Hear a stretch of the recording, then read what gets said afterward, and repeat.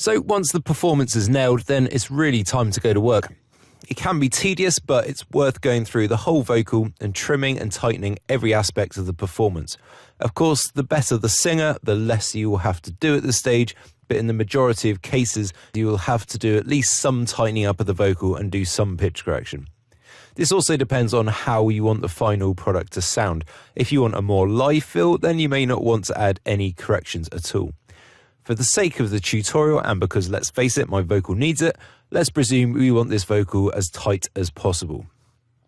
So this is an okay performance. It's not really a good performance, and it certainly isn't a great performance. So going back to what I was talking about in the recording video, I can expect to transform this from an okay performance using all these techniques and the ones to come in later videos to a good performance, and maybe a little bit more, but it's never going to become an exceptional performance. So at the moment the vocal is still in its comped state. We still have our tracks all chopped up, so I want to make this into one single take. But before we do that, I just want to make sure there are no nasty clicks or pops where the different vocal takes run into each other. So to do that, I just select all and I hit X on my keyboard. So what that'll do, I'll just show you if I zoom in, is adds a crossfade point to every single split. And that's done that for every single split there. So it just minimizes the clicks and pops. Of course, you could do that manually if you want, but it'll take a little bit of time. So in Cubase, with that vocal selected, I can just go up to Edit and Render in Place. And it's just going to render a fresh version of that vocal, or one complete version of that vocal, and stick it on a new track for me.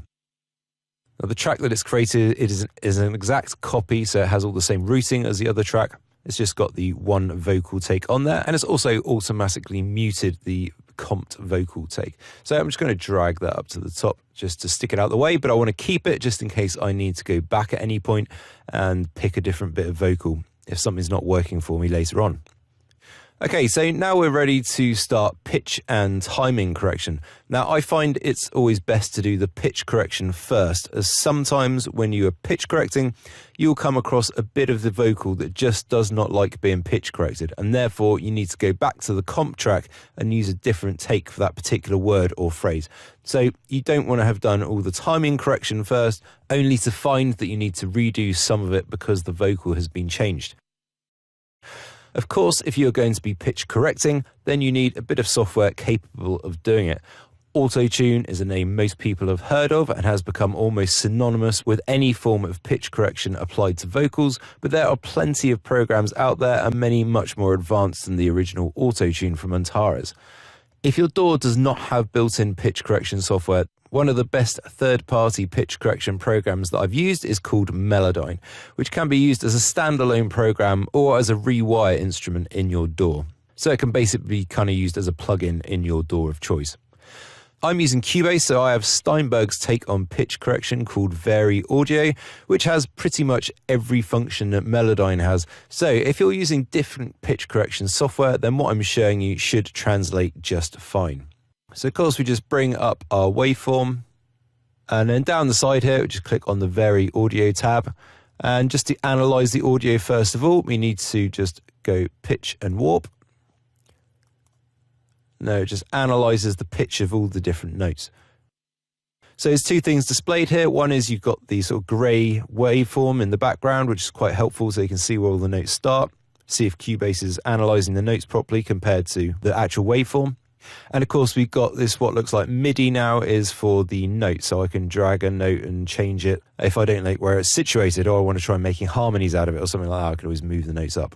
So what I want to do first of all is just hit Control A, it'd be Command A on a Mac, just to select all of the notes. And then up here we've got this quantize pitch slider. So as I quantize the pitch, obviously that's completely unquantized and then completely quantized. And of course you can set it to anywhere in between. So it depends on what sort of feel you want and obviously how out of key the singer is. If you want super tight, like a lot of pop productions, then you probably want to be going at least close to 100% quantized pitch. I try and keep it a little bit back, just to sort of keep a bit of human feeling in there. So anyway, as you can see, that's really like snapped all of the notes to the note grid. compared to what it was. Now, just doing that doesn't mean that all the notes are now absolutely perfect. Some cases, as we'll probably find, there's a few notes that I can see which probably aren't in the right key. So when I sang them, they were so far out that that Cubase actually thinks it's on a different note. So it then snaps it to a different note. So it'll become very obvious when you listen to it. So if you're not musically minded, how do you know which notes are correct? Obviously, the best way of finding out is just by listening to it, and any notes that sound odd or off, then you just need to change. And usually the notes are never going to be more than like 1 or 2 semitones out. Say if it is really sung badly then and it snapped it to the wrong key, I might have to drag that down 2 semitones for it to be right, but it will never be more than 2 semitones in one direction. So if something's not sounding quite right, just try the next semitone to it, up or down, and carry on. But we'll get to that in a sec. So one good way of actually knowing what notes you can use is if you know the scale of the track, then obviously you already know what notes should be there and shouldn't be there. For the most part, it'll be quite apparent when there's a wrong pitch in there. I can see one there. I will tell you what you mean. That U should be dragged down. It's just in the wrong key. I will tell you what you mean. So that's a more obvious one. That's on like a fully pronounced word, the word you. But sometimes you'll have like the tail end of a word, which isn't, it's a bit more ambiguous. So you're not quite sure if the pitch sounds right or not. It's harder to get. So if you know the scale that the track is written in, then that's fine. You already know the notes that these should fall on. So you can just check through. If you see a note that's falling on a note that isn't in the scale, then you can just drag it to a different note that is in the scale to check to see whether it's actually correct. But what if you don't know the scale that the track's written in? Well, I'm just going to show you a very quick way of finding out, just for you people who are sort of new to music theory. So I'm going to go down and find a bit of instrumentation I've got down here, a bit of synth, and this has pretty much like the most notes in there. So these are all chords, of course. And there's a good range of notes in there, so it's going to make my task of finding out which scale it's in a little bit easier. So I'm going to use a little program called Monk, which is like a sort of music theory app, if you like, for Windows 8. There are others. There is one called Nota, N-O-T-A, for iPhone and iOS. And there are sort of myriad ways of finding out, you know, what notes are in a scale. You can literally just Google this stuff. Google the notes, type in the notes, and Google it and find out what scale it's in. But I'm just going to show you Monk because that's what I use. It's nice and easy. So the main thing I need to know to start off finding out which scale it's in is just the root note. So in this case, the root note of my track is A sharp. It's the very lowest note and it's the very first note. So knowing that, I can go into Monk. This is just as Monk loads up. So what I do first is just click on A sharp to set A sharp as the root note and change this to scales. And this will then show me all these colored notes are the notes in the scale. So it's showing me the major scale. Now if I go back to the MIDI and have a look at the notes there, so you've got like A sharp, C, C sharp, D sharp, F, and G. So, you know, there's like 3 white notes basically, and the rest are all sharps. So if I go back to Monk and I just cycle through now the actual types of scales. So we've got major showing at the moment, and I just click on minor, and it shows me the different notes for the A sharp minor scale. And there we've got C, which we've got D sharp, we've got E sharp, we've got F, G, and A sharp, so, and B sharp. So actually this is the scale that I've used for that track. Even if I didn't know, or I've forgotten what scale it was and I needed to work it out again, using Monk literally that quick, and I already know what scale this is in. Okay, and why do I need this? So what it's basically done, just give me a kind of like musical map, if you like, and when I go to the vocal, I just want to make sure that none of the notes fall on any of these notes. They need to be all of those notes. Otherwise it's going to start to sound a bit funky. Okay, so if I like take a note of these, then I can just go back into my project, close that, go up to my vocal. So using that, I can actually see now that there are some notes in there that are incorrect.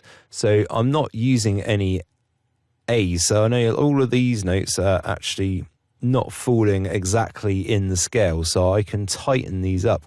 Now I don't want to go and select the entire line and drag them all up or all down.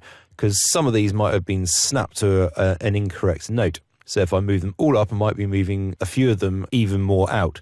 So you need to approach this individually. So I'll just go through from start and actually get on with the pitch correcting. I wait. So already that sounds incorrect there. Now what Cubase has done, if we see the grey waveform behind these notes, so the word wait basically starts there, and before it is the word I. Now Cubase has kind of analysed it, and it actually kind of thinks that it's one word. So I'm just going to zoom in a bit to that. And you can see there as well with this sort of graph line that's shown, that's actually an exact mapping of the pitch. So we can see there that the pitch dramatically changes when it gets to the wait word. So in order to get around that, and you can do this in pretty much all of the audio editors, is go to the segments tabs, and then when it's in segments, if I drag my mouse down to the bottom of the note, then I can just split the audio then and there. And that automatically has the effect of undoing the quantized pitch. So I'm just going to go back to pitch quantization, select that, snap that to the grid again, and then just change this note. So going back to the scale, I know I can use C or C sharp. So I'm going to drag that one down so it sounded a little bit sharp. I wait. And there we go. We've got a nice transition there. I wait. I wait. And what it sounded like before was this. I wait. So that's just sorted that one out. I wait. Moving on every word you say. So B is not a key that's used in this track, so I'm just going to drag that up. On every word you say. And this word here, it's got a bit of a sort of shimmer to it. Word you say. Word you say. I'm just going to use the other function of vary audio, which is straighten pitch. Now, if you watch the pitch curve while I do this, you'll just see that it completely flattens it out if I have a max, if I have 100% straighten pitch on. Now, I don't want to have it on 100% straighten pitch, because what will happen, I'll just show you on this group of audio, is you'll get that on every word you say, I wait. That sort of really nasty auto-tune sound. So I just want to straighten this enough that it stops that sort of shimmery sound from happening. On every word you say. It's not bad, but perhaps just a fraction more. On every word you say. On every word you say. So again, we got no B there, so I'm just going to drag that up to C. Clear one day. And that's where things can be a little bit ambiguous, because these notes, it's like the very tail end of a word, so you can't really hear it that much. But out to clear one day, you can't hear that they're really out, but it's better to snap them to the pitch grid anyway. Clear one day, I will. So A is not a pitch used in the actual scale, so I'm just going to move that up. Clear one day, I will. One day, I will. One day, I will tell you what you mean. And now that you definitely sounds out. That sounds a bit. Tell you what you mean to me. One day I will hold. And something doesn't sound right there. One day I will hold. One day I will. It's the I. Just drag that down. One day I will hold you. Sounds a little bit wobbly, so I'm just going to select that and try straightening the pitch. One day I will hold you. It's not too bad, but that sounds off. One day I will hold you in total ecstasy. I will hold you in total ecstasy. And again, these sort of notes down here aren't actually using the scale, so I'm just going to tighten them up as well. I will hold you in total ecstasy. Okay, so all of these notes here actually are on the note E, which isn't in the scale, so let's just go through. In total ecstasy. I think they should be down. Hold you in total ecstasy. So there. And that's a bit floppy, that note. I don't like that. It's just a bit too sort of much vibrato, or not very nice vibrato on it. So I'm just going to straighten the pitch out a bit. Maybe that's a bit too much.